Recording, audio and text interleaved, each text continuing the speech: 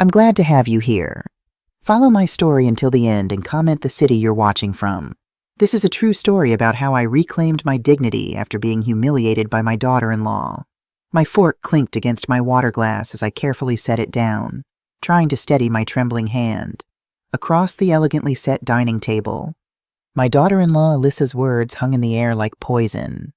"Everyone," she had announced moments ago, tapping her wine glass with a perfectly manicured nail.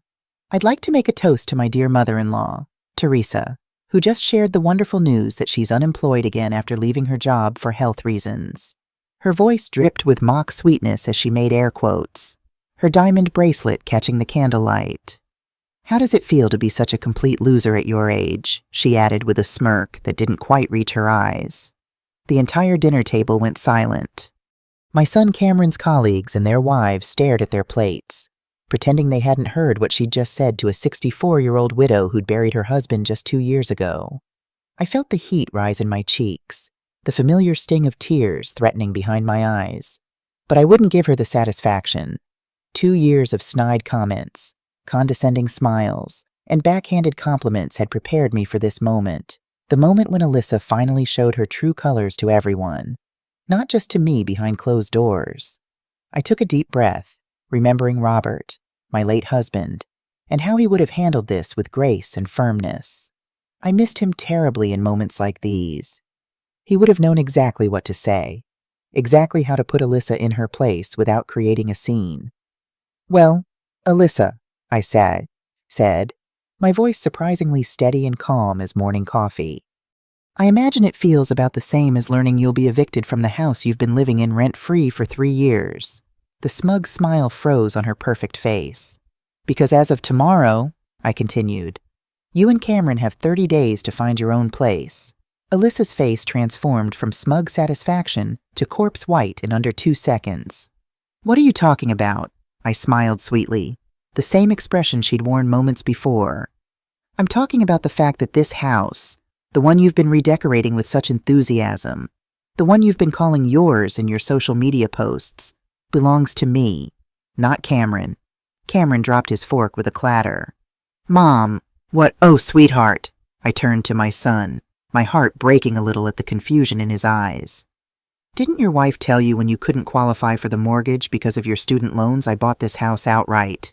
Cash. Your names aren't on the deed. They never have been." I stood up, smoothing my navy dress. "Alyssa, you've been particularly nasty tonight. So let me be crystal clear. You have exactly 30 days to pack your things and find somewhere else to live. I suggest you start looking for places you can actually afford on your part-time yoga instructor salary." Alyssa's mouth opened and closed like a fish gasping for air. Around the table, Cameron's colleagues were suddenly very interested in their dessert plates, though I could see their barely concealed smirks. Nobody liked Alyssa much. She had a talent for alienating people.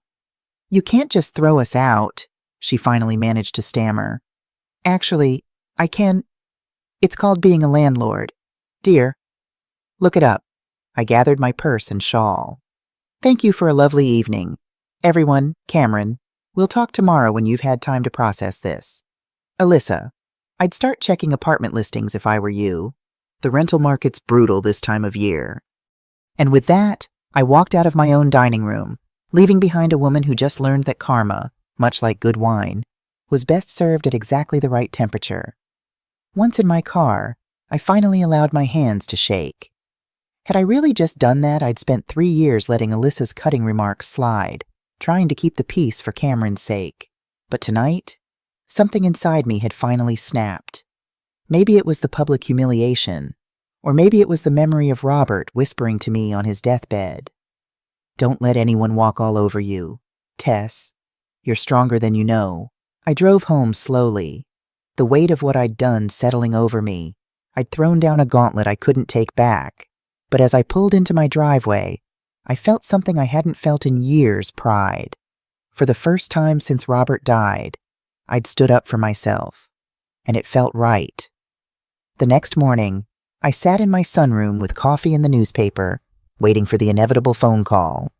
It came at 7:15, right on schedule. "Mom, what the hell happened last night?" Cameron's voice was strained, exhausted. I could picture him pacing the kitchen of my house, running his hands through his hair the way he'd done since he was 5 years old and in trouble. Language. Cameron, I said automatically. And I think you know exactly what happened. Your wife decided to humiliate me in front of a room full of strangers, so I reminded her of her place in the world. You can't kick us out of our home. It's not your home, sweetheart. It never was. I set down my coffee cup with deliberate calm. Do you remember 3 years ago when you and Alyssa were looking at houses? You were so excited about that little Tudor on Maple Street, but the bank wouldn't approve your mortgage because of your student loan debt. Silence on the other end of the line. Do you remember how I offered to help? How I said I'd figure something out? I continued. What you don't know is that I didn't co-sign a loan. Cameron, I bought the house outright for cash.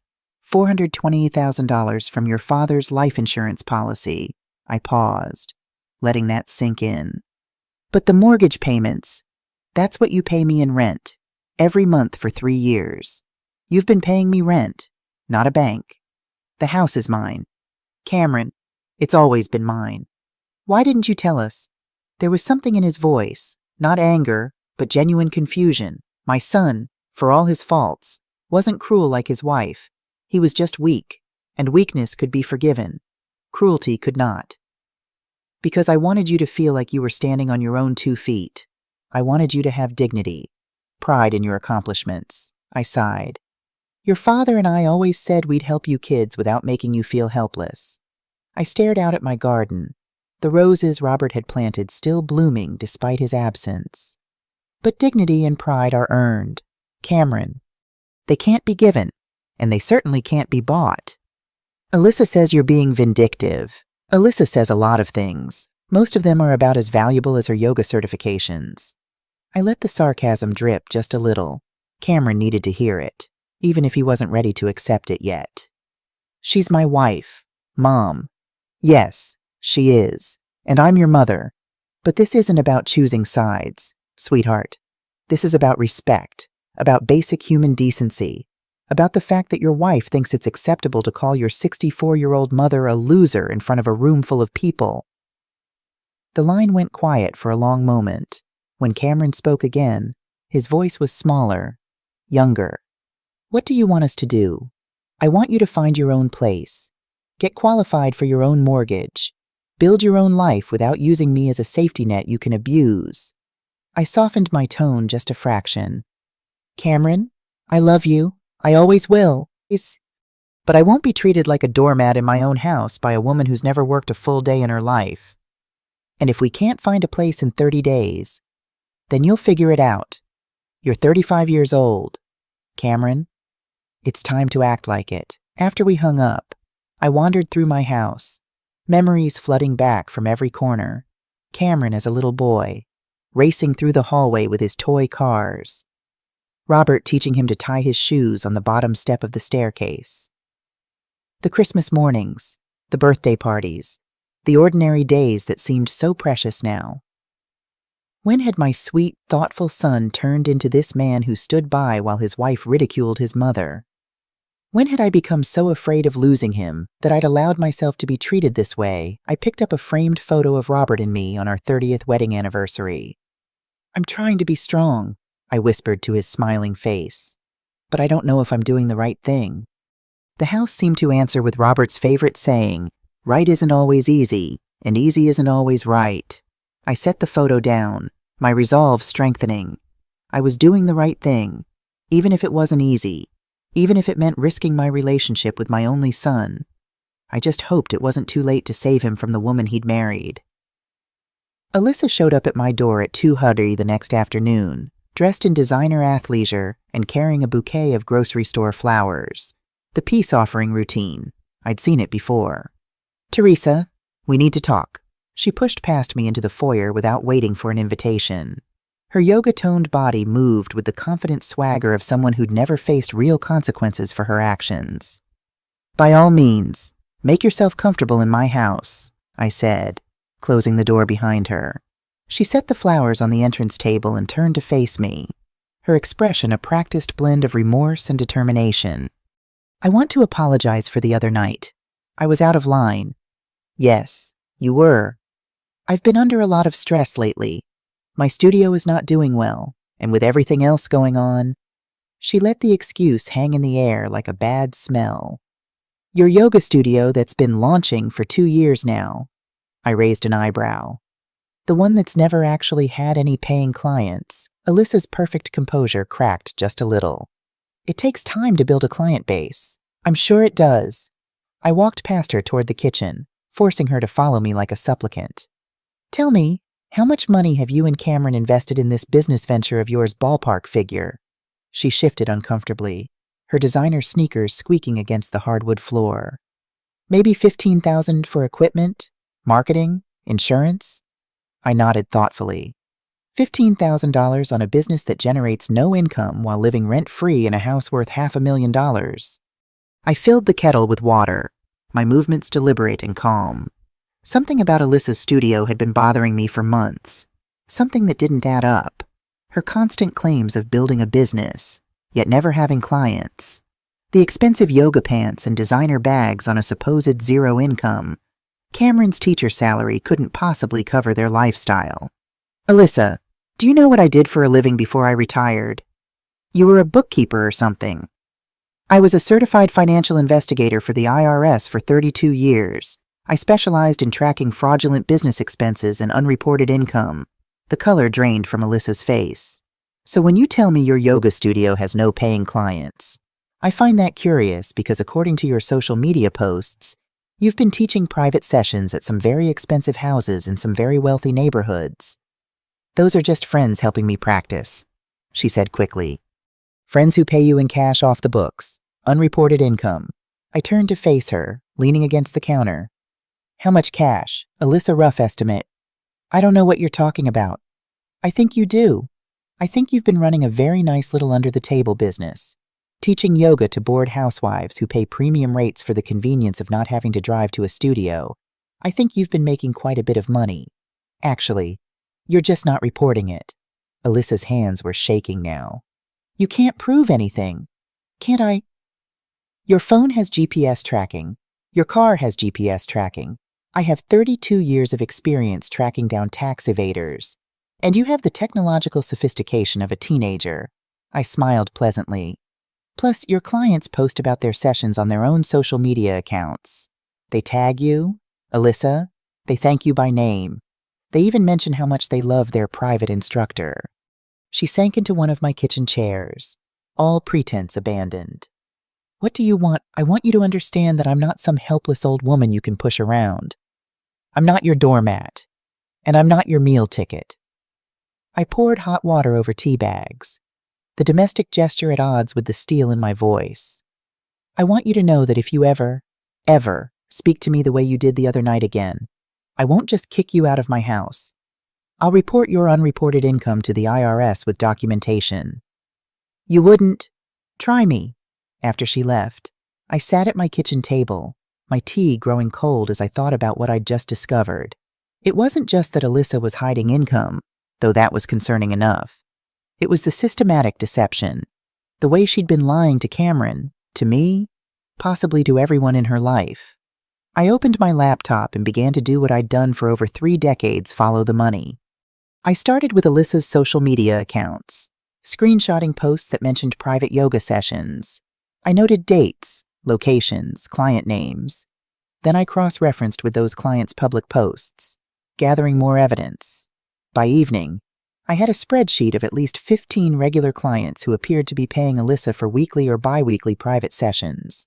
If she was charging even $50 per session, which seemed low for in-home private instruction, she was making at least $1,500 a month in unreported income.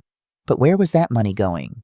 Not toward their household expenses, which Cameron covered with his teaching salary and the rent payments to me. Not toward her supposed studio, which existed only in name, and certainly not toward savings for a house of their own. I tapped my fingers on the table, a habit Robert used to tease me about when I was deep in thought. Something else was going on here. Something beyond tax evasion. I opened a new browser window and typed in a search, Alyssa Bowen bank accounts. Nothing immediately useful came up, but I hadn't expected it to be that easy. This would require more digging, more connections, more time. For a moment, I questioned what I was doing. Was I crossing a line by investigating my own daughter-in-law? Was this revenge for her public humiliation of me? Or was there something more sinister at play? I closed my laptop, rubbing my tired eyes. This wasn't just about me anymore. This was about Cameron, about protecting my son from whatever web of lies Alyssa had woven around him. I went to bed that night with an uneasy feeling. My investigative instincts, dormant since retirement, were now fully awake, and they were telling me that Alyssa's unreported yoga income was just the tip of the iceberg. The next morning, I called my old colleague Elaine Thompson, who still worked at the IRS. "Teresa, it's been ages." Her warm voice brought back memories of lunch breaks and office parties. "How are you holding up since Robert passed?" "Some days are better than others," I admitted. "Listen, Elaine, I need a favor. It's about my daughter-in-law. Trouble in paradise." "You could say that. I think she's hiding income, and I'm worried about what else she might be hiding." Elaine's tone turned serious. "You know I can't access official records without cause. Teresa, I know. I'm not asking you to break any rules. I just need advice on where to look. If someone wanted to hide money from their spouse in the IRS, where would they put it these days?" "Well," Elaine said thoughtfully, "digital banking has changed the game. There are online-only banks with minimal paperwork, cryptocurrency accounts, foreign accounts that are easier to open than ever before. Would any of those leave a paper trail?" "Everything leaves some kind of trail, Teresa. You taught me that. The question is whether you have the right tools to follow it." After we hung up, I sat at my desk, thinking about what Elaine had said. I didn't have access to the sophisticated tracking tools I'd used at the IRS, but I did have decades of experience, an understanding of how people hide money, and one thing Alyssa wouldn't expect: time and determination. I pulled out a notebook and began to list everything I knew about Alyssa's finances. 1. She claimed to have no income from her yoga business. 2. Evidence suggested she was making at least $1.500 a month in cash. 3. She had expensive tastes, designer clothes, regular salon visits, frequent shopping trips. She and Cameron had joint accounts for household expenses. 5. Cameron's salary covered their basic expenses plus the mortgage payments to me. I tapped my pen against the paper. Where was the missing money? What was she doing with at least $18,000 a year in unreported income? I remembered something Robert used to say about investigations: follow the routine, find the anomaly. Everyone has patterns, habits. The key was to identify Alyssa's financial patterns and look for breaks in them. I needed more information, and there was only one person who might have it, whether he realized it or not: Cameron. I texted my son, "Can we have lunch tomorrow? Just the two of us. I'd like to clear the air." His response came quickly: 12:30 at Riverside Cafe. "Perfect," I replied. "See you then?" That night, I dreamed of Robert. We were sitting on our back porch, watching the sunset as we'd done so many evenings. "You're on to something, Tess," he said, using his old nickname for me. "Trust your instincts." "I'm afraid, Rob," I admitted. "What if I find something that destroys Cameron's marriage? He'll never forgive me." "What if you find something that saves him from years of deception?" Robert countered. "Sometimes the kindest thing we can do for someone is show them the truth, even when it hurts." I woke up with tears on my cheeks, but a clear sense of purpose. Whatever Alyssa was hiding, I needed to find it. Not for revenge, not even for justice, but for Cameron's sake. The next day, I arrived at Riverside Cafe 15 minutes early, choosing a table in the back where we could talk privately. Cameron arrived right on time, looking tired but less angry than I'd expected. "Thanks for coming," I said as he sat down. "You're my mother." "Of course I came." He managed a small smile, although Alyssa wasn't thrilled about it. "I imagine not." We ordered a club sandwich for him, soup and salad for me, before addressing the elephant in the room. "I'm sorry about the way things happened the other night," I began. "I should have told you about the house situation privately, not in front of everyone." Cameron nodded. "And Alyssa shouldn't have said what she did. She's under a lot of pressure with her business." I took a deep breath. This was my opening. "How is her business going, really?" It's be challenging. Cameron fiddled with his water glass. Starting a yoga studio isn't easy in this market. I understand that, but it's been 2 years now, hasn't it? Is she making any progress? Cameron sighed. She says she is. She's building her client base, networking, all that stuff. It just takes time for the money to follow. And in the meantime, you're covering all the expenses. Most of them, yeah. But she contributes where she can. I leaned forward slightly. From what income? Cameron. He looked confused. What do you mean? If her business isn't generating revenue yet, where does she get money for her expenses, her clothes, her car payments, her personal spending? She has some savings from before we got married, and sometimes her parents help out. I nodded, filing away this information. Do you have access to her bank accounts? Cameron's brow furrowed.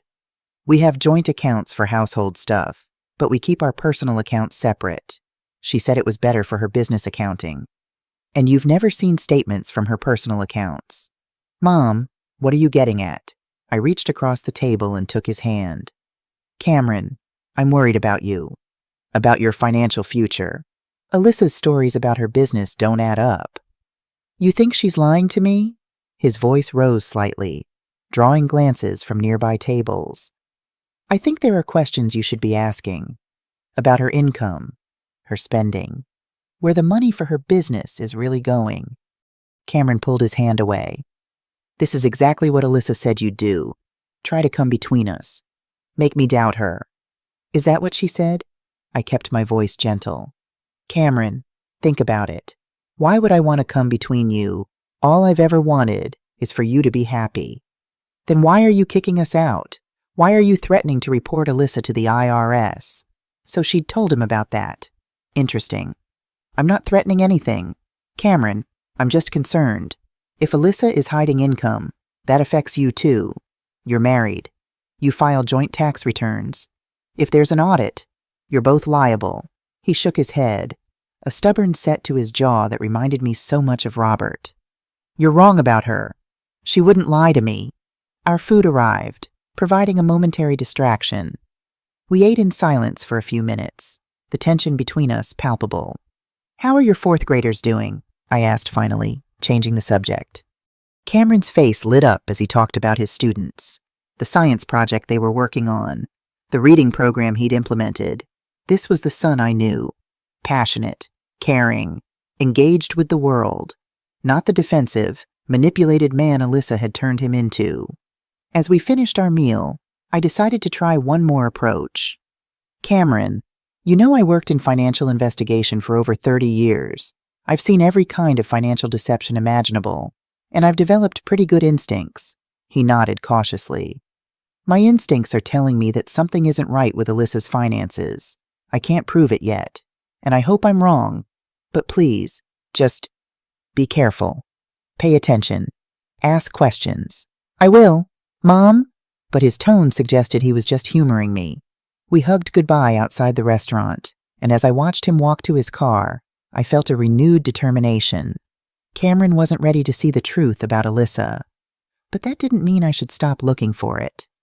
Back home, I pulled out my laptop again.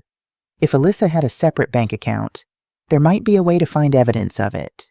I thought about what Elaine had said about digital banking and began searching for online-only banks, making a list of the most popular ones. Then I remembered something else: most banks send physical mail. Even if customers opt for paperless statements, welcome packages, new debit cards, tax forms. Had I ever seen any banking mail for Alyssa at Cameron's house, I couldn't recall anything specific, but I hadn't been looking for it either. I opened a new document and began typing notes from everything I'd learned so far. Alyssa claims no income from yoga business. Evidence suggests $1,500 a month in unreported income. Cameron has never seen her personal bank statements. She justified separate accounts as better for business accounting. She claims to have savings from before marriage and help from parents. The picture was still incomplete, but it was starting to take shape. Alyssa was hiding income, and possibly much more, from both the government and her husband.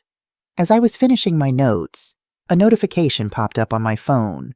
It was a social media alert for a post that mentioned Alyssa.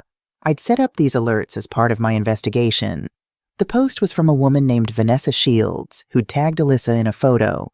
Another amazing private session with @Alyssa Bowen Yoga. Best money I've spent on self-care in ages. #private yoga, #worth every penny. I clicked on Vanessa's profile. She was the wife of a prominent local surgeon, living in one of the wealthiest neighborhoods in town. Her profile was public, showing a lavish lifestyle of travel, designer clothes, and charity galas. I scrolled through her posts, finding at least 10 mentions of private yoga sessions with Alyssa over the past year, each one gushing about how transformative the experience was, how Alyssa was worth every penny of her exclusive rates. This was more than just teaching a few friends on the side. This was a full-fledged business operation, one that Alyssa was deliberately hiding from official records. I saved screenshots of all the posts, adding them to my growing file of evidence. Then I checked my other alerts. 3 more clients had posted about Alyssa's private sessions in the past week alone, all wealthy women from the same social circle. I sat back, considering the implications. If Alyssa was charging rates commensurate with her exclusive status and wealthy clientele, she could be making far more than the $1,500 a month I'd initially estimated. This could be $5,000, $10,000 a month in unreported income. But that raised an even bigger question. Where was all that money going I needed to find Alyssa's secret bank account? And I had a feeling it wasn't going to be with any ordinary bank. I picked up my phone and called Elaine again. "One more question," I said when she answered. "If someone wanted to hide significant amounts of money from both their spouse and the IRS, where would be the most likely place these days?" Elaine didn't hesitate. "Cryptocurrency. It's the new Swiss bank account, harder to trace, easier to access, and most people, especially of our generation, don't understand it well enough to even think of looking there." "How would I find out if someone has a crypto account?" "That's trickier. There are hundreds of exchanges now, but they all require some form of identity verification. Email addresses, phone numbers, sometimes bank account links for transfers." After thanking Elaine, I opened a new search and typed Alyssa Bowen cryptocurrency account. To my surprise, something actually came up. A username Bowen Yoga on a forum dedicated to cryptocurrency investments. The account had asked basic questions about converting cash to Bitcoin and recommendations for secure crypto wallets. It wasn't definitive proof, but it was another piece of the puzzle. And it suggested that my initial suspicions had only scratched the surface of whatever Alyssa was hiding. I printed out everything I'd found so far, organizing it in a folder labeled AB Investigation. As I looked at the growing pile of evidence, I felt a mixture of satisfaction at my progress and dread at what I might ultimately uncover. My phone buzzed with a text from Cameron. "Thanks for lunch today. Sorry if things got tense. I know you're just looking out for me." I smiled at the message. Maybe a seed of doubt had been planted after all. Maybe my son was finally starting to question the woman he'd married. I texted back, "I love you, Cameron. Always have, always will." Then I turned back to my investigation. Because sometimes, loving someone means finding the truth, no matter how painful it might be. That night, as I was reviewing my notes one last time before bed, a notification popped up on my banking app. A large transfer had been completed, $50,000 from my savings account to an account I didn't recognize. My heart raced as I clicked on the transfer details. The recipient account was listed as C&A Bowen Joint Savings, an account I had never authorized or even known existed. I stared at the screen in disbelief. Someone had transferred $50,000 from my account without my permission. And the only people who could have done it were Cameron or Alyssa, or both of them together. I picked up my phone to call the bank's fraud department, then hesitated. This was the evidence I'd been looking for, proof that something wasn't right with Alyssa's finances. But I needed to be strategic about how I handled it.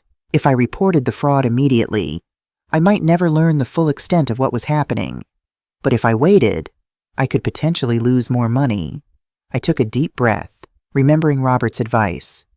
When in doubt, sleep on it. Problems look different in the morning light. I would wait until tomorrow. I would gather more information before making my next move. Because now I knew for certain, this wasn't just about tax evasion or hidden income. This was theft. And Alyssa had just made her biggest mistake.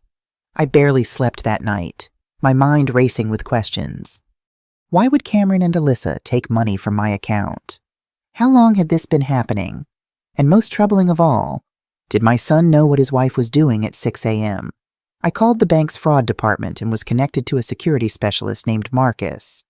"Mrs. Bowen, I'm looking at the transfer now," he said after I explained the situation.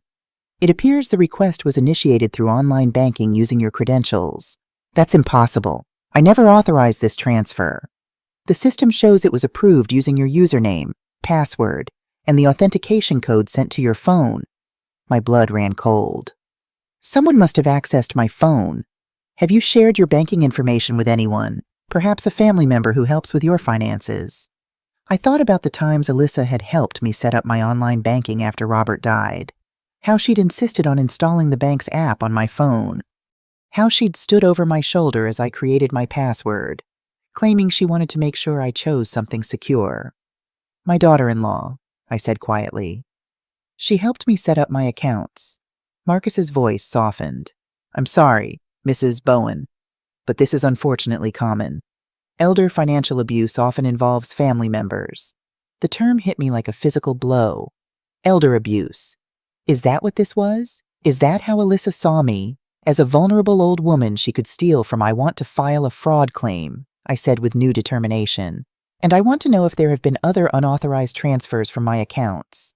"I'll start the investigation immediately," Marcus assured me. "In the meantime, we'll freeze your accounts and issue new credentials. Is there someone who can help you with this process? Someone you trust completely?" "I don't need help," I said firmly. "I worked for the IRS for 32 years as a financial investigator. I can handle this myself." There was a new respect in Marcus's voice. "I see. Well, then you understand the importance of documenting everything. We'll email you the fraud claim forms right away, and I'll personally review your account history for any other suspicious activity." After the call, I sat at my kitchen table, a strange calm settling over me. The shock and betrayal were still there, but now they were crystallizing into something harder, more focused. This wasn't just about money anymore. This was about justice. I opened my laptop and created a new folder, Bank Fraud Evidence. Then I took screenshots of the unauthorized transfer, the account details, and my call log showing my conversation with the bank. Next, I searched my email for any notifications from my bank about other transfers.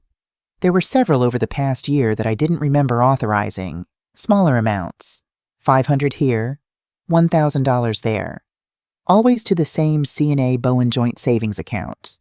In total, nearly $65,000 had been siphoned from my savings. $65,000. Money that could have funded my retirement, my health care, my future. Money that Robert had worked so hard to save for us. My phone rang. It was Cameron. "Mom, what's going on? Alyssa just tried to use our joint debit card and it was declined." I took a deep breath. "I've frozen all my accounts due to fraud." "Cameron." "Fraud? What are you talking about?" "Someone has been transferring money from my accounts without my authorization. Tens of thousands of dollars over the past year." There was a long pause. "And you think it was Alyssa, Mom? That's crazy. Why would she do that?" "I don't know. Cameron, why don't you ask her about the C&A Bowen joint savings account? Ask her where that $50,000 transfer from last night was going." Another pause. Longer this time. "What $50,000 transfer?" His confusion sounded genuine, which gave me a glimmer of hope. Maybe he wasn't involved. Maybe Alyssa had been doing this behind both our backs. "Cameron, I need you to come over, alone. We need to talk about this in person. I can't just leave Alyssa when she's upset. Your wife has been stealing from me, Cameron, systematically, for over a year, so you'll forgive me if her feelings aren't my priority right now." The harshness in my voice surprised even me, but it worked. Cameron agreed to come over immediately. While waiting for him, I received an email from Marcus with preliminary findings from the bank's investigation. There had been regular, unauthorized transfers from my account since shortly after Robert died, starting small, just $200, $300, then gradually increasing in size and frequency. All initiated from my phone or computer, all using my credentials, all perfectly designed to look legitimate if anyone was checking. The doorbell rang. I closed my laptop and went to answer it, my heart pounding. Cameron stood on my porch, his face pale and drawn. He looked like he'd aged 10 years overnight. "Come in," I said, stepping aside. "We have a lot to discuss." We sat in the living room, the space between us filled with tension. I showed him the bank statements, the transfer records, the pattern of theft that had been happening right under our noses. "I don't understand," he kept saying. "This doesn't make sense. Alyssa wouldn't do this. The evidence is right in front of you. Cameron, someone has been stealing from me. Someone with access to my phone, my passwords, my accounts." I leaned forward. "Someone who helped set up my online banking after your father died." Cameron ran his hands through his hair, a gesture so like his father it made my heart ache. "But why? We're not struggling financially. My salary covers our expenses, and you said yourself the house payments are just rent to you." "That's what we need to find out." I reached for his hand. "Cameron, I need to ask you something, and I need you to be completely honest with me. Do you know anything about a C&A Bowen joint savings account?" He shook his head. "No. We have our checking account for bills and household expenses, and we each have our personal accounts. That's it. Would you be willing to check your credit report to see if there are any accounts in your name that you don't know about?" Cameron hesitated, then nodded. "I can do that." I pulled up the free credit report website on my laptop and handed it to him. "You can do it right now." As Cameron filled out the information, I could see the doubt and fear warring on his face. Part of him still wanted to believe in his wife, to find some explanation that didn't involve betrayal. The other part was beginning to accept the possibility that the woman he loved had been lying to him. "Oh my God," he whispered as he scrolled through the report. "There are 4 credit cards here I never applied for, and a personal loan for $25,000. I moved to sit beside him, looking at the screen over his shoulder. The credit cards were all in Cameron's name, all opened within the last 2 years, all carrying high balances. The loan had been taken out 6 months ago. "Cameron, these accounts could destroy your credit if they're not being paid on time." "They're not," he said, his voice hollow as he clicked on each account. "They're all in collections, and there's a lien against— Wait, what property is this?"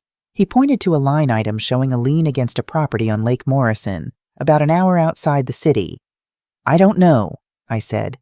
"I've never heard of you owning property there." Cameron pulled out his phone and did a quick property search for his name. "Nothing comes up under Cameron Bowen. Try Alyssa Bowen," I suggested. A hit. A lakefront property purchased 8 months ago under the name Alyssa Reynolds Bowen. "Reynolds was her maiden name," Cameron said numbly. "She never uses it." I pulled up the property listing on my laptop. It was a beautiful 3-bedroom cabin on Lake Morrison, recently renovated with high-end finishes. Purchase price, $375,000. "How could she afford this?" Cameron asked, staring at the screen. "Even with the money from my accounts, it's not enough for a down payment on something like this." "Unless she had another source of income," I said carefully. "Cameron, remember what I told you about her yoga business, about the private clients who pay her in cash?" He nodded slowly, the pieces finally starting to come together. "And now we know where that money has been going," I said, "along with what she's been taking from me. And the credit cards and loan in your name." Cameron stood up suddenly, pacing the room like a caged animal. "I need to confront her. I need to hear her explain this." "Wait," I cautioned. "If we confront her now, she might destroy evidence or try to cover her tracks. We need to understand the full extent of what she's done first. How she's not going to just confess." I thought for a moment. Her phone. If she's been managing all these accounts, the information would be on her phone. Bank apps, emails, property documents. "You want me to steal my wife's phone?" Cameron looked appalled. "I want you to protect yourself," I corrected. "Cameron, this woman has stolen from me, opened fraudulent accounts in your name, and purchased property without your knowledge. This isn't just dishonesty. It's criminal." He sank back onto the couch, his face in his hands. How did I not see this? How could I be so blind? I sat beside him, putting an arm around his shoulders. "Because you trusted her. Because you loved her. There's no shame in that. What do we do now? We gather evidence, we document everything, and then we decide how to proceed, legally and otherwise. Cameron nodded, a new determination in his eyes. I'll get her phone. And her laptop, if I can. Tonight? When she's asleep? Be careful, I warned. If she suspects anything. She won't, he said grimly. She thinks I'm still her devoted, oblivious husband. Let's keep it that way for now. As Cameron prepared to leave, I felt a mixture of relief and sadness. Relief that he finally believed me, that we were working together to uncover the truth. Sadness that his marriage, his trust, his future had been so thoroughly betrayed. I'm sorry, Cameron, I said at the door. I wish I'd been wrong about her. He hugged me tightly. I'm the one who should be sorry. Mom, all this time, she was stealing from you, and I never noticed. I never protected you. We'll protect each other now, I promised. We'll get through this together. After he left, I called Elaine again, explaining the new developments and asking for advice on next steps. Document everything, she emphasized. Bank statements, credit reports, property records. If you decide to go to the police, you'll need a clear paper trail. And in the meantime, be very careful. Financial fraudsters can become desperate when they're exposed. They might try to liquidate assets, transfer money, or even leave the country. The thought of Alyssa fleeing with my money and leaving Cameron with a mountain of debt made my blood boil. I won't let that happen. I know you won't. Teresa, you were always one of our best investigators. Just don't underestimate her. People who are capable of this kind of systematic fraud are often more dangerous than they appear. I thanked Elaine and hung up, her warning echoing in my mind. I'd been treating Alyssa like a spoiled, entitled brat who'd crossed a line. But what if she was something worse? What if the woman my son had married was a practiced criminal? I spent the rest of the day securing my financial accounts, ordering new credit cards, changing all my passwords, and setting up fraud alerts. Then I created a detailed timeline of all the unauthorized transfers, credit accounts, and significant events in our family's life over the past 3 years. A pattern emerged. The fraud had escalated after significant milestones. The first small transfers began after Robert's funeral. Larger amounts disappeared after Cameron's promotion at school. The credit cards were opened shortly after I mentioned considering a reverse mortgage on my house. The lake house was purchased weeks after I talked about updating my will. Alyssa hadn't been randomly stealing. She'd been systematically bleeding us dry, timing her moves to coincide with events that might explain changes in our financial situation. It was calculated, deliberate, and frighteningly sophisticated. My phone buzzed with a text from Cameron. She's in the shower, found her phone, passcode is her birthday, taking photos of everything I can find. Good, we were making progress. I replied, be careful, delete these messages. An hour later, Cameron texted again, found everything, coming over now. When he arrived, his face was ashen. It's worse than we thought.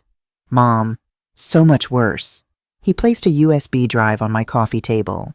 I transferred everything I could from her phone and laptop, emails, photos, documents, bank statements, and I found something else.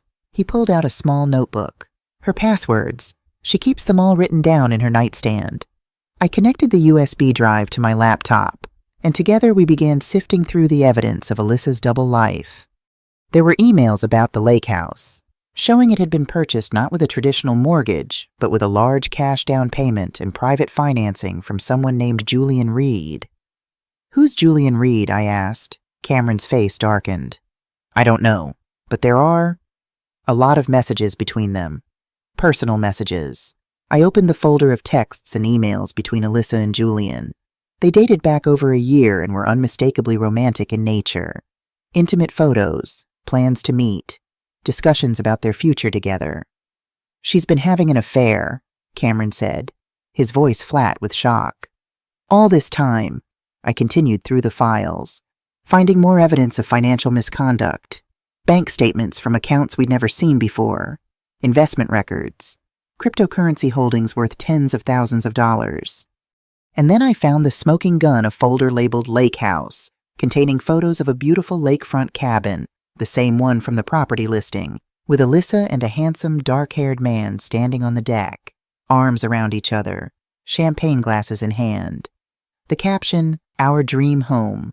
Can't wait for our future to begin. Love you."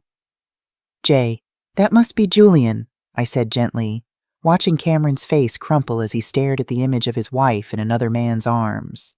"I don't understand," he whispered. "Why not just divorce me if she wanted to be with someone else? Why all the theft, the fraud, the lies? Because divorce would mean splitting assets, alimony negotiations, legal scrutiny of finances." I explained. "This way, she gets to siphon off money without anyone noticing, set up her new life with Julian, and probably leave you holding the bag for all those fraudulent credit accounts." Cameron stood up abruptly, pacing again. "I'm going to confront her.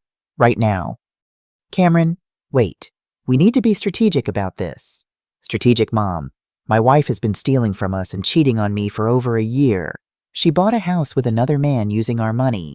What exactly are we waiting for?"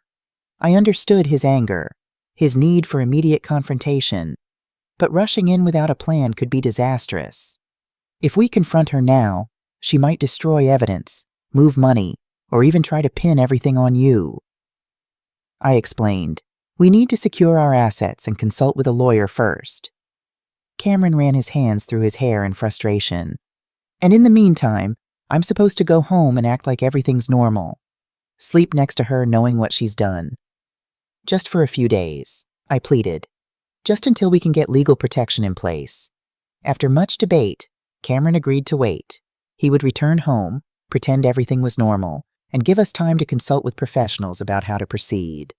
Before he left, I copied all the files from the USB drive, ensuring we had backups of everything. Then I hugged my son tightly, feeling his body shake with suppressed emotion. "We'll get through this," I promised. One step at a time. The next morning, I called the best divorce attorney in town, Patricia Hernandez, and scheduled an emergency consultation for that afternoon. Then I contacted my bank again, speaking with Marcus about further securing my accounts and discussing possible criminal charges against Alyssa.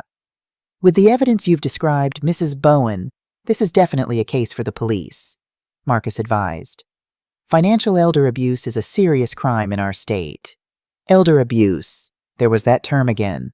It still stung, still made me feel vulnerable in a way I hated, but if using that legal classification would help bring Alyssa to justice, I'd swallow my pride. "I'll file a police report after speaking with our attorney," I told him.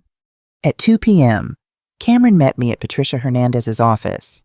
The attorney, a sharp-eyed woman in her 50s, listened intently as we presented our evidence of Alyssa's fraud, theft, and infidelity. "This is one of the most calculated cases I've seen," Patricia said when we finished. "And I've been practicing family law for 25 years. "What should we do?" Cameron asked. "First, we file for divorce immediately, with an emergency motion to freeze all marital assets," Patricia said decisively. "Second, you both file police reports for the financial crimes. Third, we send formal notices to all the fraudulent credit accounts disputing Cameron's responsibility for the debt." She leaned forward, her expression grave. "But you need to understand something. When people like Alyssa realize they're caught, they often lash out. They make counter-accusations. They hide assets. They try to manipulate the narrative. Are you both prepared for that?" Cameron and I exchanged glances, then nodded. "Good, because I don't think Alyssa is going to go quietly." Patricia was right. When Cameron returned home that evening with divorce papers, Alyssa transformed from the poised, controlled woman we knew into someone entirely different. He called me from his car afterward, his voice shaking. "She went ballistic, Mom, screaming, throwing things, threatening me. Said I'd never be able to prove anything, that no one would believe me over her. Where are you now?" "Driving around. I couldn't stay there." She kept switching between rage and crying, saying she loves me, that I'm misunderstanding everything, that you've poisoned me against her. "Come stay with me," I offered immediately. "You shouldn't be alone right now." "What about the house? Our stuff? We'll deal with that tomorrow. with Patricia and possibly the police. Cameron arrived at my house 30 minutes later, carrying a hastily packed overnight bag. He looked exhausted, shell-shocked by the confrontation with Alyssa. She kept saying the lake house was supposed to be a surprise for me, he said as we sat in my kitchen, cups of untouched tea growing cold between us. That she was building our dream vacation home with money from her parents, and the credit cards the loan. The money from my accounts, I asked gently. She had an answer for everything. The credit cards were for building her business. The loan was temporary until her yoga studio started generating revenue. The transfers from your account were gifts you'd agreed to. I shook my head in disbelief. She's still lying, even when confronted with evidence. She said if I go through with the divorce, she'll tell everyone I was abusive, that I controlled all our money, that I forced her to open those accounts. He looked up, fear in his eyes. Could she do that? Could she turn this around on me? No, I said firmly. We have evidence. Cameron, real, documented evidence of what she's done. Her accusations would be just that, accusations without proof. He nodded, trying to believe me. I keep thinking about those pictures, her and Julian at the lake house. They looked happy, like they'd been together for years, not months. The pain in his voice broke my heart. I reached across the table and squeezed his hand. I'm so sorry. Cameron, you deserved better than this. He stayed in my guest room that night, and I lay awake in my own bed, listening to the muffled sounds of my adult son crying himself to sleep. Anger burned in my chest, not just at the theft, the fraud, the financial crimes, but at the emotional devastation Alyssa had caused, the trust she'd broken, the future she'd stolen. Morning brought new challenges. Cameron's phone buzzed constantly with texts and calls from Alyssa, alternating between threats and tearful pleas. We silenced his phone and focused on our plan for the day, filing police reports, securing the house, and gathering any remaining evidence. As we were preparing to leave, my doorbell rang. I peered through the peephole to see Alyssa standing on my porch, her face set in determination. Don't answer it, Cameron whispered, genuine fear in his voice. But I had faced down professional tax evaders and sophisticated fraudsters for decades. I wasn't about to cower in my own home. Stay back, I told Cameron, then opened the door just enough to speak through the gap, keeping the security chain engaged. You need to leave. Alyssa, we have nothing to say to you right now. I need to talk to Cameron, she insisted, her voice honey-sweet. This is all a misunderstanding. Teresa, if you'd just let me explain the fraudulent credit cards, the unauthorized transfers from my accounts, the lake house you bought with your lover. Which part is the misunderstanding? Her expression hardened. You have no idea what you're talking about. Those transfers were gifts. You just don't remember because of your age. Maybe you're having memory problems. Teresa, maybe you need to be evaluated.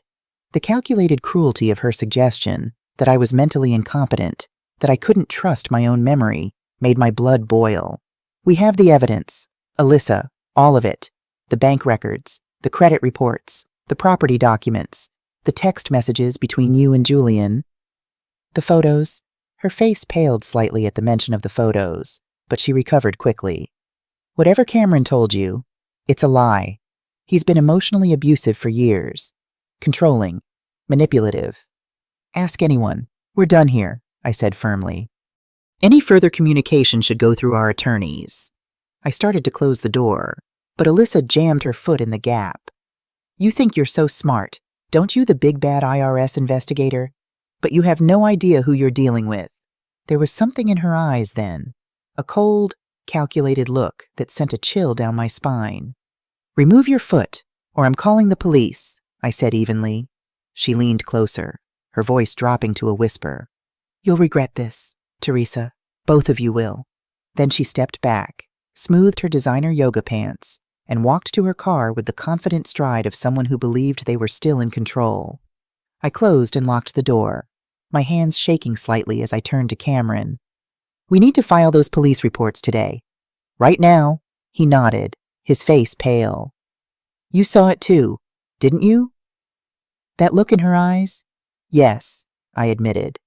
I think we've only seen the beginning of what Alyssa is capable of. We spent the rest of the morning at the police station, filing detailed reports about the financial fraud and unauthorized transfers.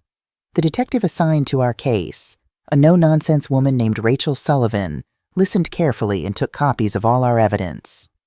"This is a substantial case," Detective Sullivan said. "Financial fraud, identity theft, elder abuse.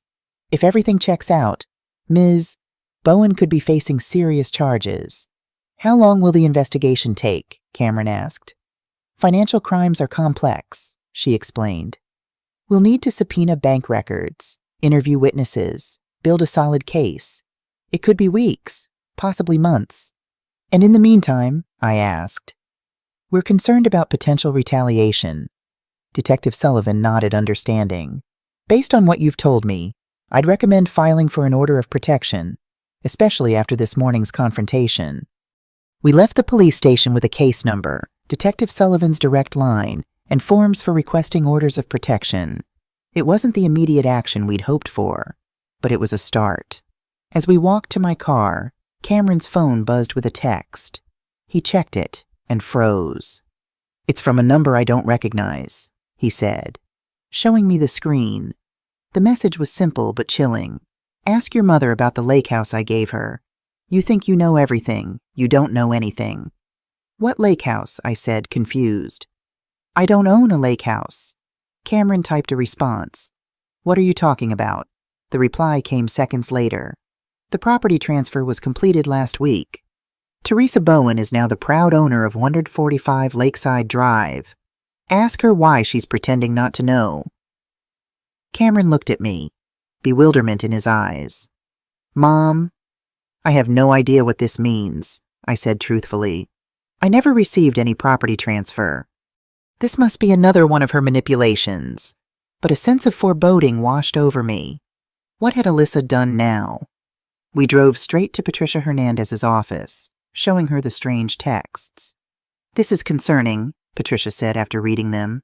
"Let me search the property records." A few keystrokes later, her expression turned grim. "There it is. A quitclaim deed filed 3 days ago, transferring ownership of 145 Lakeside Drive from Alyssa Reynolds Bowen to Teresa Bowen." "But I never accepted any property," I protested. "I never signed anything." "You wouldn't need to for a quitclaim deed," Patricia explained. "The grantor, in this case, Alyssa, can transfer their interest in a property without the recipient's signature or even knowledge." "Why would she do this?" Cameron asked. Patricia's eyes narrowed. "To create a paper trail suggesting you knew about the property all along. To make it look like you were complicit in whatever financial scheme she was running. Or worse, to transfer liability for any loans or liens on the property to you." My heart sank. "So now I'm the owner of a property I never wanted, purchased with stolen money, possibly carrying debt I know nothing about." "Potentially, yes. We need to check if there are any loans or liens against the property immediately." Patricia made some calls while Cameron and I sat in stunned silence. Alyssa was more devious than we'd imagined, always one step ahead, laying traps we couldn't have anticipated.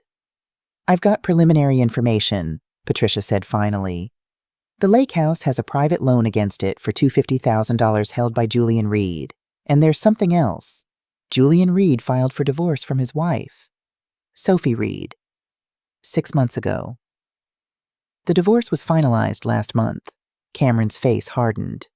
"So while she was married to me, she was involved with a married man who divorced his wife around the same time they bought a house together using stolen money. And now she's transferred that property to my mother to frame her somehow. It's a classic move to complicate the financial trail," Patricia confirmed. "Make it look like Teresa was involved all along. Create enough confusion that it's hard to determine who knew what and when." I felt sick. This wasn't just fraud anymore. This was a calculated, multi-layered scheme that had been unfolding for months, possibly years. "What do we do now?" I asked. "We fight back," Patricia said firmly. "We file a formal dispute of the property transfer. We amend the police report to include this new information, and we prepare for what might be coming next, because I don't think Alyssa is done yet." As we left Patricia's office, Cameron received another text from the unknown number. Did you ask her? Did she lie to you too? He showed me the message, anger and disgust on his face. She's trying to turn us against each other. Make me doubt you the way I doubted her. I squeezed his arm. It won't work. We know the truth. But as we drove back to my house, I couldn't shake the feeling that we were only seeing the surface of Alyssa's deception, that there were depths to her betrayal we had yet to discover. My phone rang, a number I didn't recognize. Hesitantly, I answered and put it on speaker. Mrs. Bowen, a woman's voice asked. This is Sophie Reed, Julian's ex-wife. I think we need to talk. Cameron and I exchanged shocked glances. Julian's ex-wife was now contacting us. What new revelation was coming our way? Yes, I replied cautiously. What is this about? It's about Alyssa Bowen, Sophie said, her voice tight with controlled anger. And the fact that she married my husband in Las Vegas 6 months ago while still being married to your son. My jaw dropped. I stared at Cameron, who looked equally stunned. That's impossible, he stammered. She can't be married to both of us. I assure you, she is, Sophie replied grimly. I have the marriage certificate, and a lot more information you're going to want to hear. As the implications of Sophie's words sank in, I realized we weren't just dealing with fraud and infidelity. Alyssa had committed bigamy, a felony. This changed everything. We need to meet, I said firmly. As soon as possible. I'm already in town, Sophie said. I've been building a case against them for months. How about the Riverside Cafe in an hour? We'll be there, I promised, ending the call. Cameron sat in stunned silence beside me, trying to process this new betrayal. His wife hadn't just cheated. She'd married another man while still being married to him. She's been playing us all, he said finally, his voice hollow. Every moment, every word, every promise. It was all a lie. I reached over and took his hand. Not every moment, not your love, your commitment, your loyalty. Those were real. Cameron, don't let her take that from you too. He nodded slowly, drawing strength from my words. Let's go meet Sophie. I want to know everything. As we drove toward the cafe, my mind raced with questions. Who was Alyssa Bowen, really? And how far would she go to protect the web of lies she'd woven around all of us? We were about to find out, and I had a feeling that whatever Sophie Reed was about to tell us would change our lives forever. The Riverside Cafe was quiet in the late afternoon, most of the lunch crowd gone and the dinner rush not yet begun. Sophie Reed had chosen a table in the back corner, partially hidden by a decorative screen that offered privacy. I spotted her immediately. A slim woman with auburn hair pulled back in a sleek ponytail, dressed in a tailored charcoal suit that spoke of corporate success. She stood as we approached, her keen eyes assessing us quickly. Teresa Cameron, when we nodded, she gestured to the empty chairs. Thank you for coming. I've been waiting a long time to have this conversation. We sat, and an awkward silence fell over the table. How do you begin a discussion with the ex-wife of your daughter-in-law's lover, a man she had apparently married while still being married to your son? What social script covered this bizarre situation? I ordered coffee, Sophie said, breaking the tension. I thought we might need it. How did you find us? Cameron asked, his voice carefully controlled. Sophie's smile was tight, professional. I'm an investigative journalist. Finding people is what I do. She pulled a sleek leather portfolio from her briefcase and laid it on the table. But more importantly, I've been tracking Alyssa for over 8 months. My eyebrows shot up. 8 months, why? Because Alyssa Bowen, or whatever her real name is, destroyed my marriage, stole nearly $400,000 from our joint accounts, and manipulated my husband into transferring property and investments into her name before disappearing with him. The calm precision of Sophie's words couldn't hide the anger underneath. And you two aren't her first victims, not even close. Cameron's face paled. What do you mean? Sophie opened her portfolio and spread several documents across the table. Marriage certificates, property deeds, bank statements, and newspaper clippings. Alyssa Reynolds is not her real name, Sophie began. At least, it's not the name she was born with. Her real name is Angela Reese.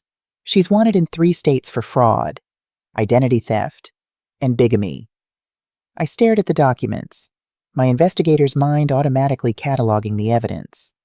Marriage certificates showing the same woman, unmistakably Alyssa Angela, married to 4 different men over the past 7 years. Property records showing transfers of wealth. News articles about sweetheart scammers targeting wealthy families. She's a professional con artist, Sophie continued. She finds men with money, or with mothers who have money, gains their trust, marries them, and systematically drains their accounts before moving on to the next target. Cameron shook his head in disbelief. But we're not wealthy.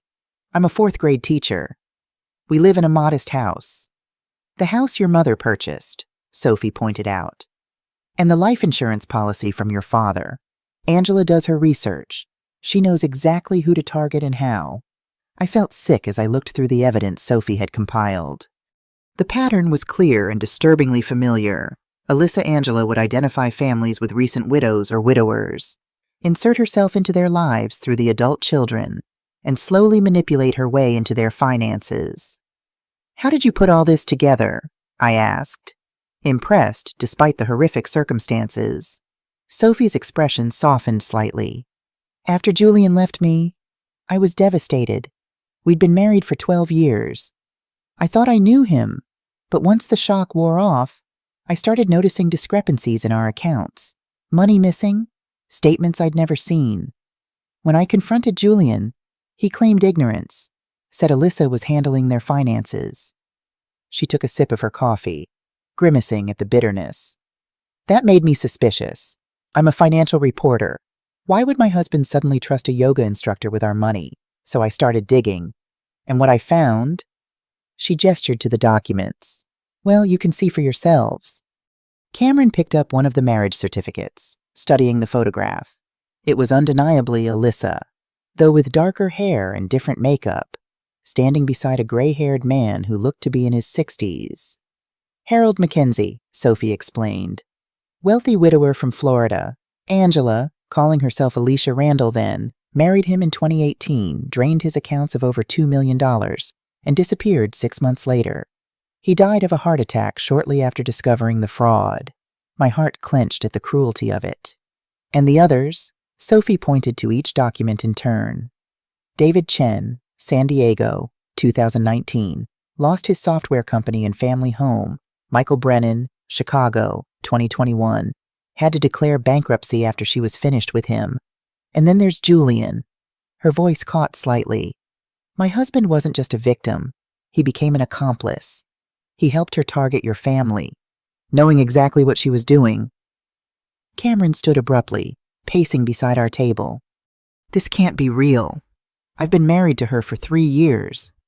I would have noticed something. Would you? Sophie asked gently. These people are professionals. Cameron, they study their marks, learn their weaknesses, become exactly who you want them to be. Angela is exceptionally good at what she does. I reached for Cameron's hand, pulling him back to his seat. Sophie, you mentioned bigamy. You have proof that Alyssa married Julian while still being married to Cameron. She nodded, sliding another document across the table. Las Vegas wedding certificate, dated 6 months ago. They didn't even bother changing her name much. She's listed as Alyssa Reynolds, dropping the Bowen. That's a federal offense, I said, my mind racing with the legal implications. One of many, Sophie agreed. I've been building a case file for the FBI, identity theft across state lines, wire fraud, mail fraud, bigamy. These are serious federal crimes. I was planning to submit everything next week, but then I learned about you two. She looked at us sympathetically. I thought you deserved to know what you're dealing with before the federal agents get involved. Cameron's hands were shaking as he looked through the evidence of his wife's crimes. All this time, everything was a lie. He looked up, his eyes haunted. Did she ever care about me at all? Even for a moment. Sophie's expression was compassionate but firm. People like Angela don't form genuine attachments. Cameron, they simulate emotions to manipulate their targets. It's how they operate. The waitress arrived with our coffee, forcing a momentary pause in the conversation.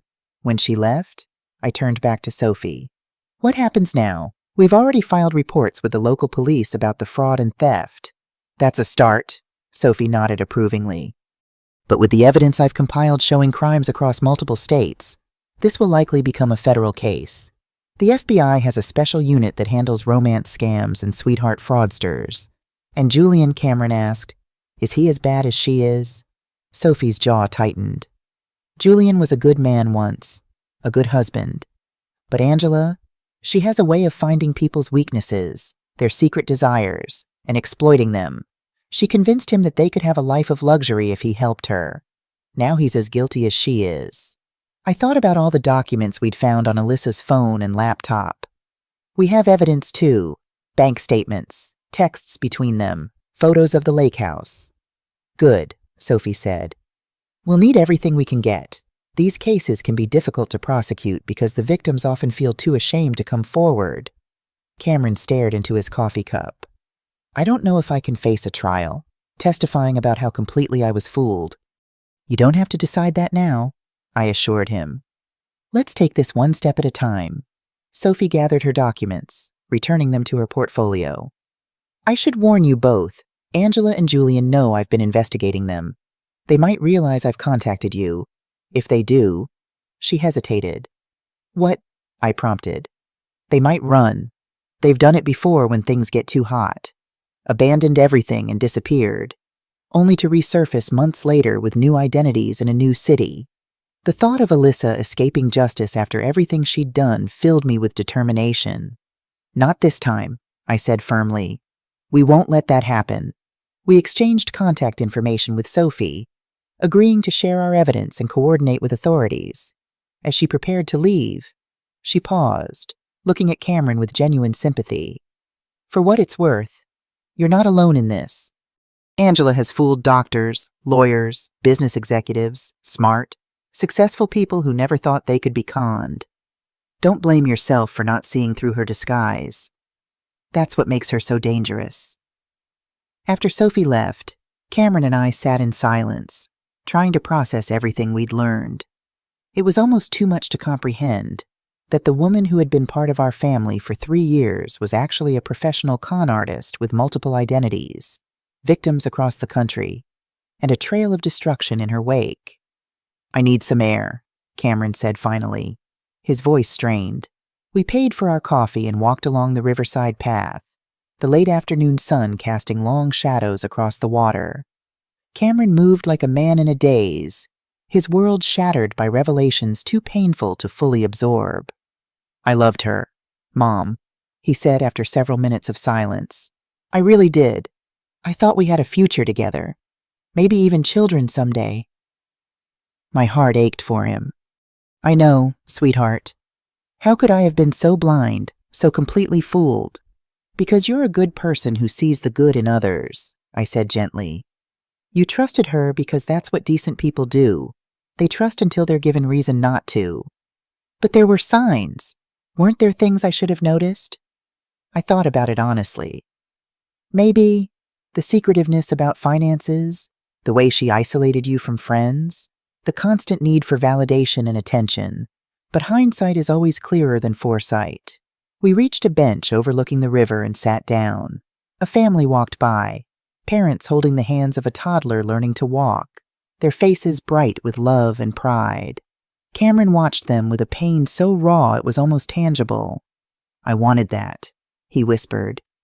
A real family, a child to teach and protect, a life built on love and trust. You can still have those things, Cameron. This isn't the end of your story. It's just the end of a painful chapter. He shook his head. How can I ever trust anyone again? How do I know the next woman won't be another Angela? You don't, I admitted. Trust always involves risk, but not trusting at all means missing out on the real connections that make life worth living. My phone buzzed with a text from Patricia Hernandez. Emergency. Call me immediately.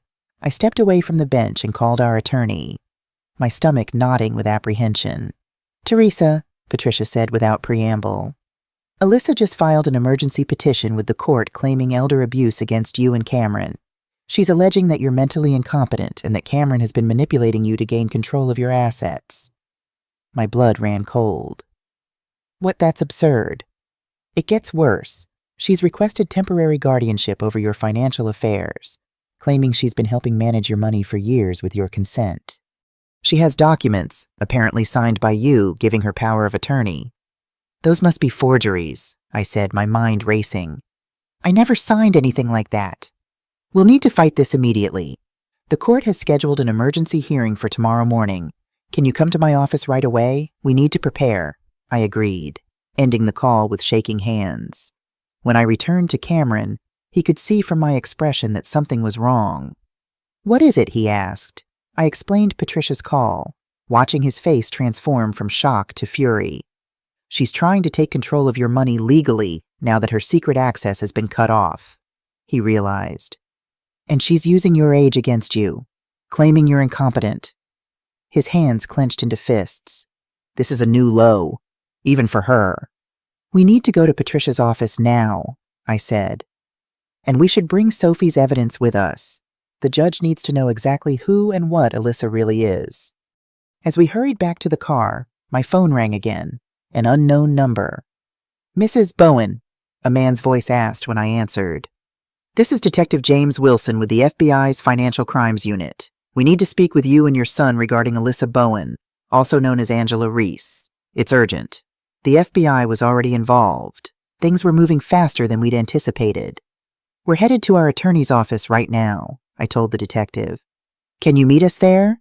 He agreed, and I ended the call, turning to Cameron with a mixture of relief and anxiety. The FBI is already investigating Alyssa. They want to meet with us. Cameron nodded grimly. Good.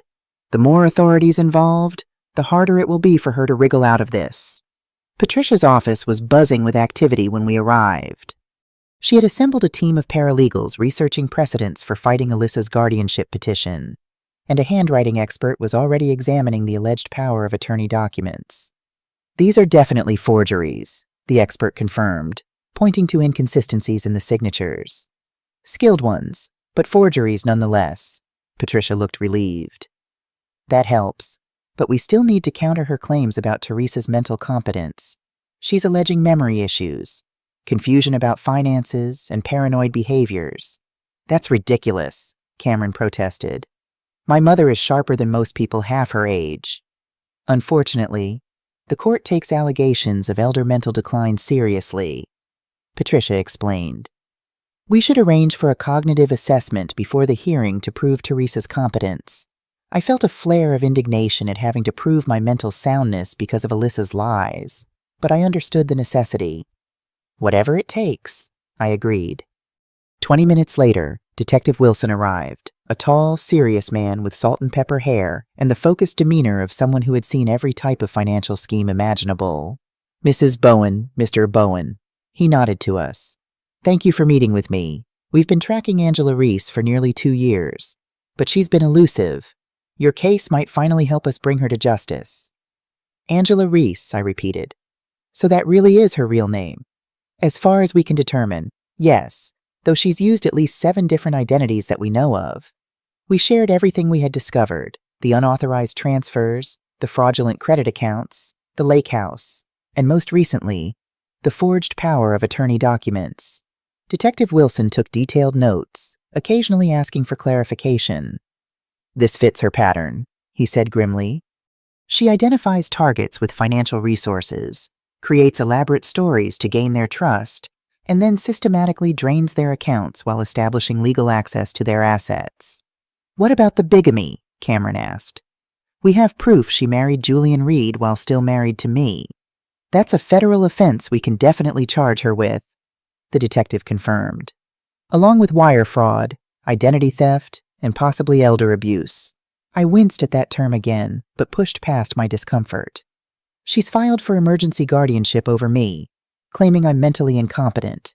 Detective Wilson's eyebrows shot up. That's new, usually. She just disappears when things get complicated. The fact that she's fighting back suggests she believes there's still money to be extracted from your family. Or she's desperate, Patricia suggested. Her normal escape routes might be blocked now that she knows we're onto her schemes. Either way, we need to move quickly, the detective said. With your permission, I'd like to obtain warrants for her arrest today. The evidence you've provided, combined with our existing case file, should be sufficient. We readily agreed, spending the next hour providing formal statements and signing the necessary paperwork. By the time Detective Wilson left, it was nearly 8 p.m., and exhaustion was setting in. You both should get some rest, Patricia advised. Tomorrow's hearing will be challenging. Alyssa will pull out all the stops to try to convince the judge of her version of events. Do you think she knows about the FBI investigation? I asked. If she doesn't yet, she will soon, Patricia said grimly. People like her have a sixth sense for when the authorities are closing in. That night, Cameron and I returned to my house, too drained to do more than pick at the sandwiches I made for dinner. We were both lost in our thoughts, trying to prepare mentally for the battles ahead. As I was getting ready for bed, my phone pinged with a text from an unknown number. I know what you're doing, Teresa. I know about your meetings with Sophie and the FBI. Did you really think you could beat me at this game? I've been playing it a lot longer than you have. Tomorrow, you'll see what happens to people who cross me. I showed the message to Cameron, my hand trembling slightly. She's trying to intimidate you, he said, his voice hard. Don't let her. I won't, I promised. But I'm worried about what she might do. She seems desperate. The FBI is involved now. She can't escape this time. I nodded, trying to believe him. But as I lay in bed that night, sleep eluding me, I couldn't shake the feeling that Alyssa, Angela, had one more card to play, that we hadn't yet seen the full extent of what she was capable of. Morning arrived after a restless night. I dressed carefully for court in a conservative navy suit that Robert had always said made me look both professional and approachable. Cameron wore his best teaching clothes, khakis, a button-down shirt, and a sport coat. We needed to look stable, reliable, and most importantly, sane. Patricia met us at the courthouse, accompanied by the handwriting expert and a geriatric psychiatrist who had performed a quick cognitive assessment on me the previous evening. You scored in the top percentile for your age group, the doctor had assured me. There's absolutely no evidence of cognitive decline or memory issues. As we entered the courtroom, I saw Alyssa already seated with her attorney, a sharp-looking woman in an expensive suit who exuded confidence. Alyssa herself was dressed conservatively in a beige dress that made her look younger and more vulnerable than usual. Her hair was pulled back in a simple ponytail, her makeup minimal. Gone were the designer yoga clothes and statement jewelry. In their place was a carefully crafted image of a concerned, humble caregiver. I almost had to admire the performance. Almost. Our eyes met across the courtroom, and I saw a flicker of something dark and dangerous behind her practiced expression of concern. For a moment, the mask slipped, revealing the true Angela Reese beneath the Alyssa persona. The judge, an older woman with silver hair and penetrating eyes, called the court to order. This is an emergency hearing regarding petition number 2025, EG 4587 Alyssa Bowen, requesting temporary guardianship of Teresa Bowen. We'll hear from the petitioner first. Alyssa's attorney approached the bench, presenting their case with slick precision. According to her, I was a confused elderly woman being manipulated by my son after my husband's death. Alyssa had been helping manage my finances for years with my consent, as evidenced by the power of attorney documents, only to have me suddenly turn on her due to paranoid delusions about theft and fraud. Mrs. Bowen has been showing increasing signs of cognitive decline, the attorney claimed. Forgetting conversations, making unfounded accusations, becoming paranoid about her money. My client has only been trying to protect her mother-in-law's assets, and now finds herself falsely accused of crimes she never committed. Alyssa took the stand next, tears glistening in her eyes as she described her deep concern for my well-being. Teresa and I have always been close, she lied smoothly. After Robert died, she was so lost.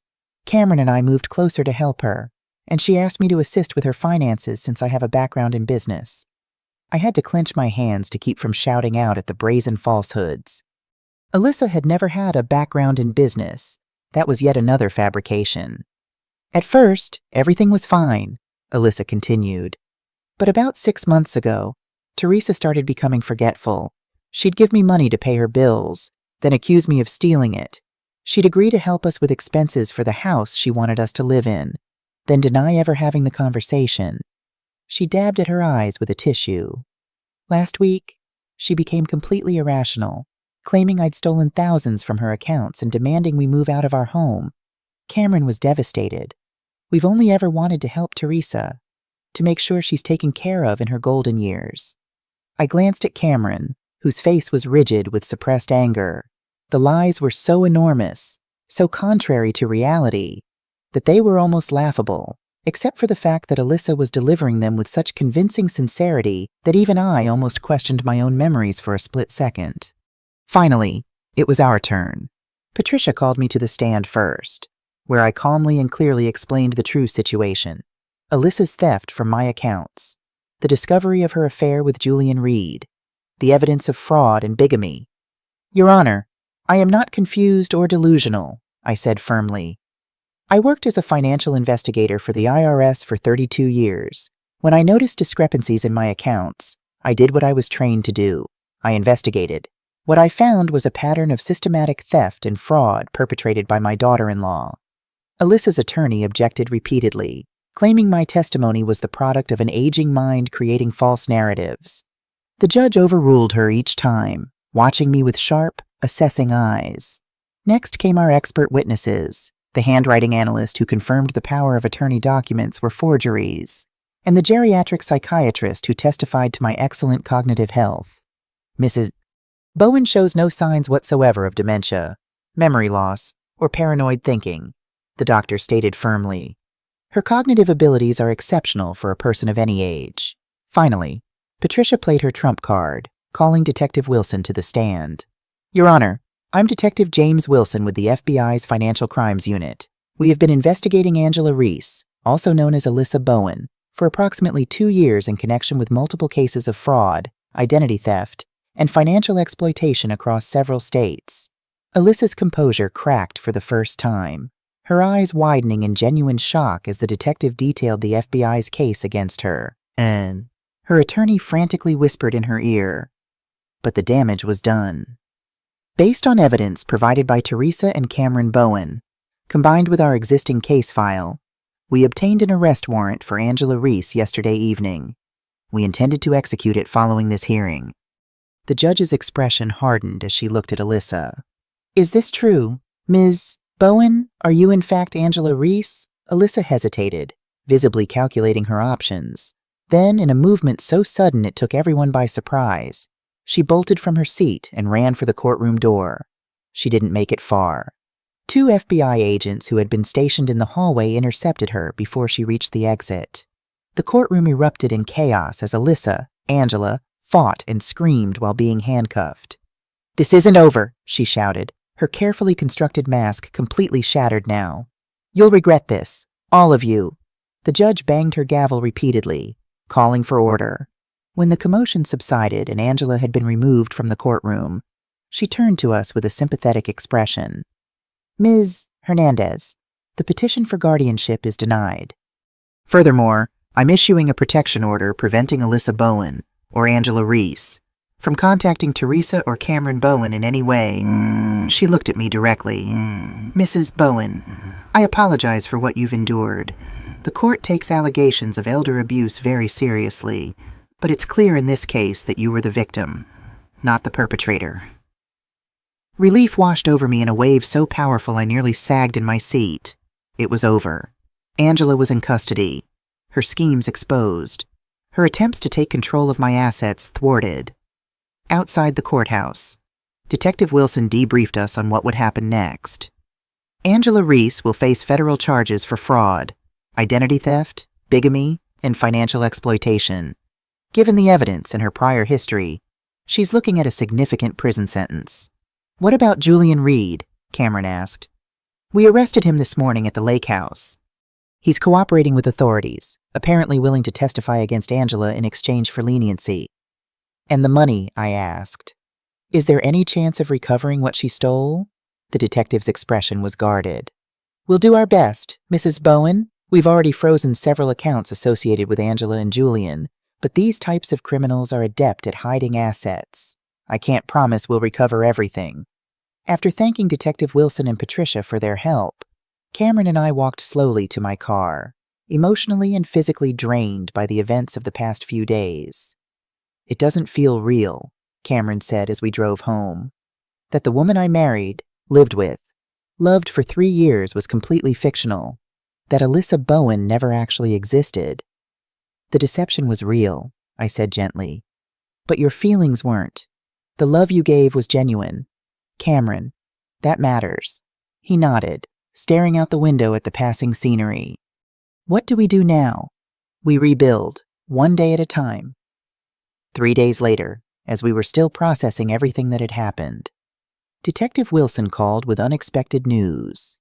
"We've been digging into Angela Reese's finances," he said, "and we found something unusual. A series of offshore accounts containing nearly $3 million with transfer records linking back to your stolen funds and those of other victims." My heart leaped with hope.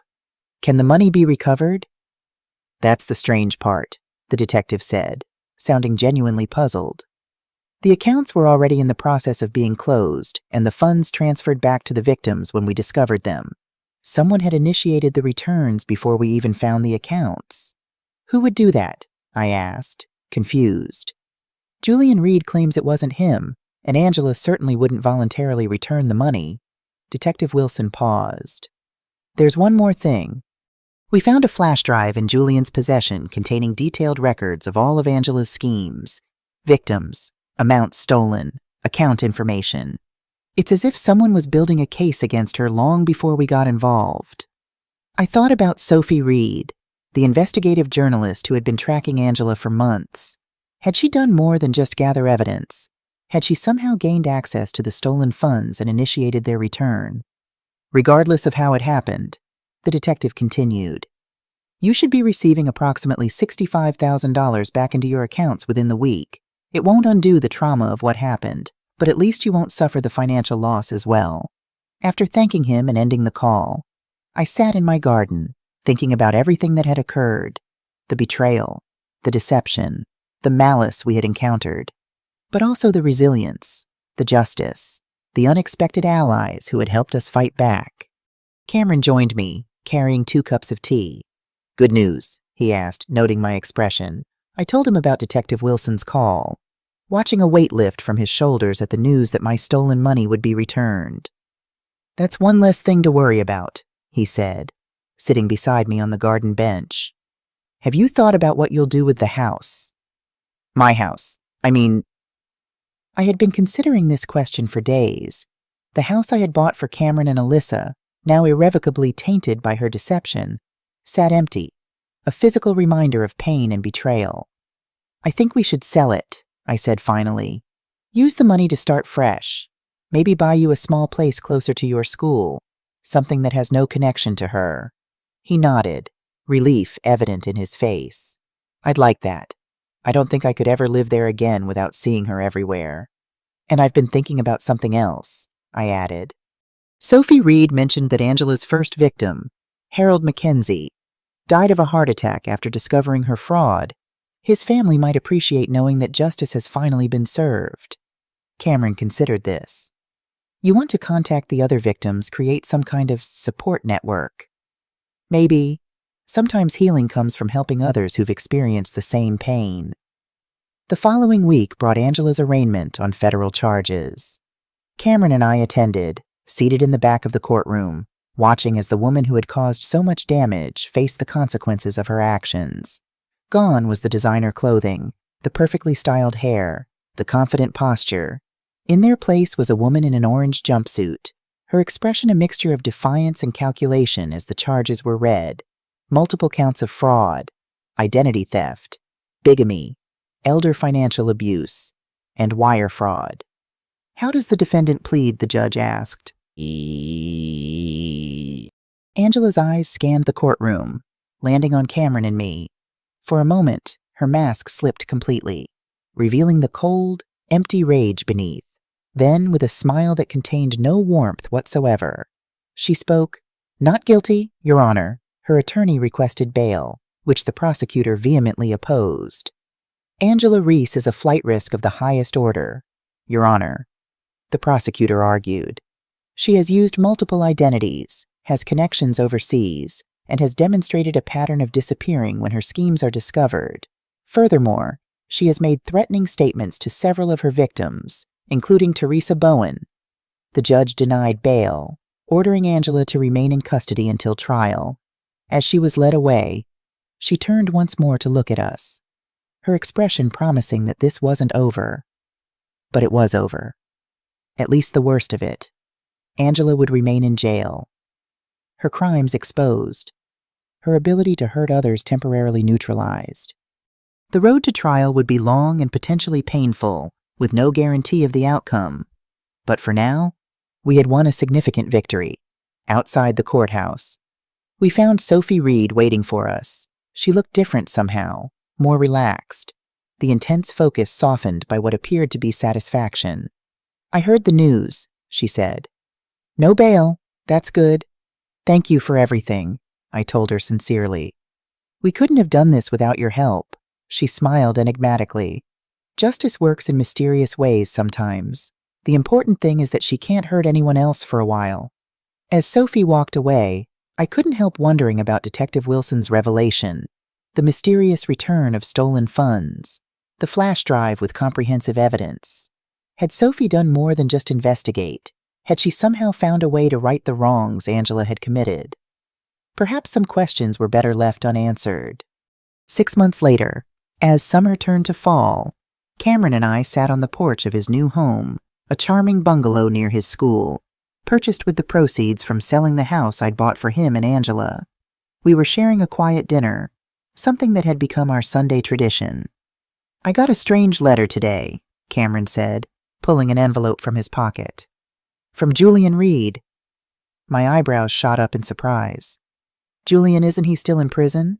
"Yes, serving his reduced sentence for testifying against Angela." Cameron unfolded the letter. "He wanted to apologize, said that Angela had manipulated him just like she'd manipulated everyone else, but that he still knew right from wrong and should have made better choices." "Do you believe him?" I asked carefully. Cameron considered the question. "I don't know.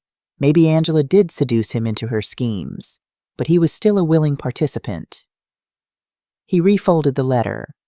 "What's strange is that he mentioned something about making amends where possible, said I should check my credit report again."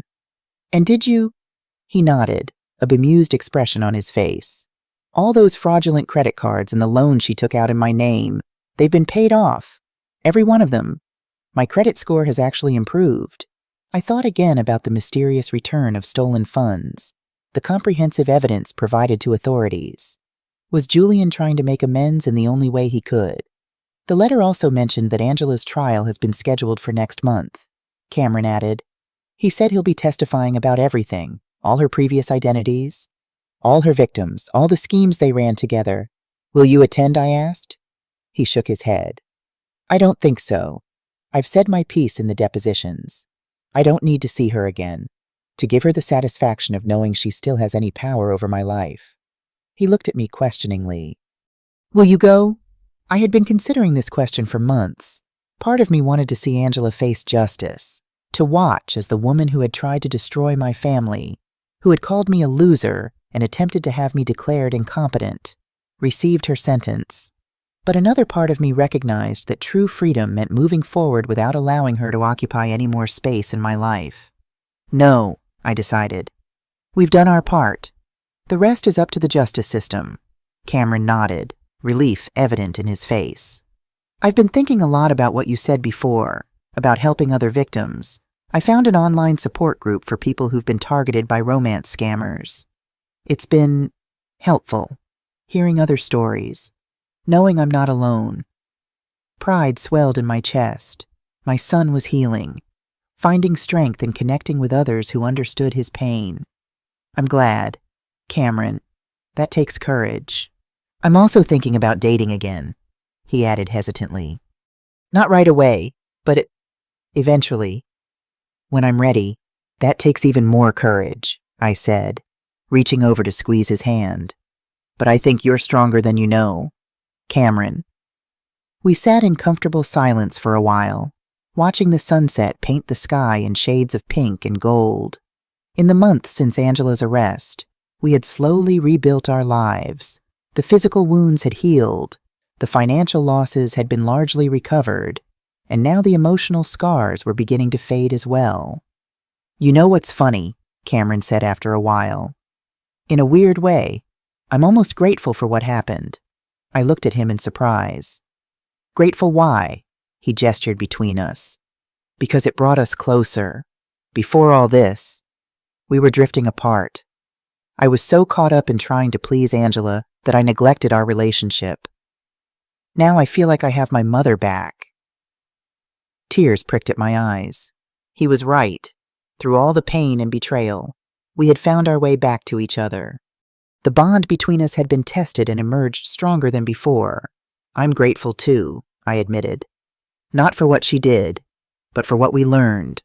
About ourselves, about each other, about resilience." The following month, though we chose not to attend Angela's trial in person, we followed the proceedings through updates from Detective Wilson. The evidence against her was overwhelming: testimony from Julian, documentation of her multiple identities and fraudulent marriages, financial records showing the systematic theft from her victims. When the verdict finally came, it was decisive guilty on all counts. The judge, citing the calculated nature of her crimes and the particular vulnerability of her victims, sentenced Angela Reese to 15 years in federal prison. "It's over," I told Cameron when the news came. "Really over this time." He nodded, a complex mix of emotions crossing his face. "I wonder if she'll ever understand the damage she caused. Not just financially, but emotionally. Some people aren't capable of that kind of understanding," I said gently. "But that's not our burden to carry anymore."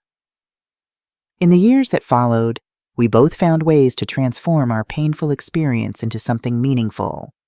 Cameron became an advocate for fraud awareness, speaking at community centers and schools about the warning signs of financial exploitation. I volunteered with a senior support group, helping older adults protect themselves from scammers who might target them. And slowly, life moved forward. Cameron eventually did start dating again, cautiously at first, then with growing confidence. I found new hobbies, new friends, new purpose in my retirement years. One evening, nearly 3 years after Angela's sentencing, Cameron brought a woman to Sunday dinner, a kindergarten teacher named Olivia with kind eyes and a gentle laugh. Watching them together, I could see the easy comfort, the genuine connection that had been missing from his relationship with Angela. "What do you think?" he asked later, after Olivia had left. "I think she's lovely," I said honestly. "And more importantly, I think you're happy." He smiled. The shadows in his eyes finally faded. "I am. I was afraid for a long time that I'd never trust anyone again.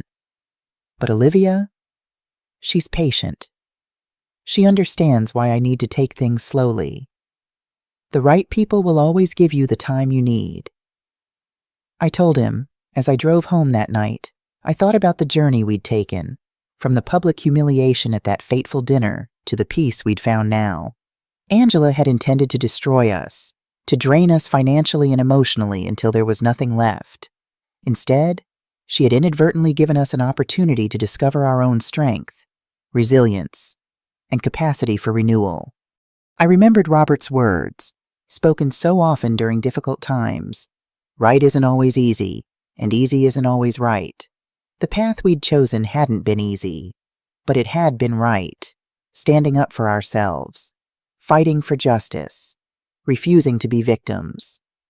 In my driveway, I paused to look up at the stars, feeling Robert's presence around me as I often did in quiet moments.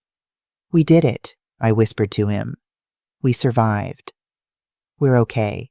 And for the first time in a very long time, I truly believed those words. We were okay.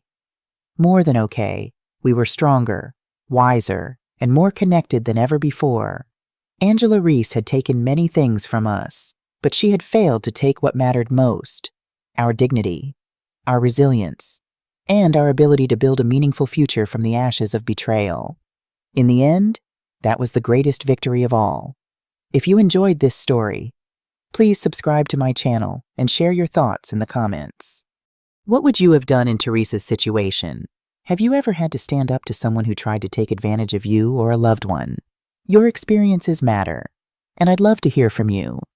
I also have 2 other stories that are channel favorites. My son's wife banned me from my granddaughter's birth, and I discovered my husband's secret family at our anniversary party. Check them out if you enjoyed this one.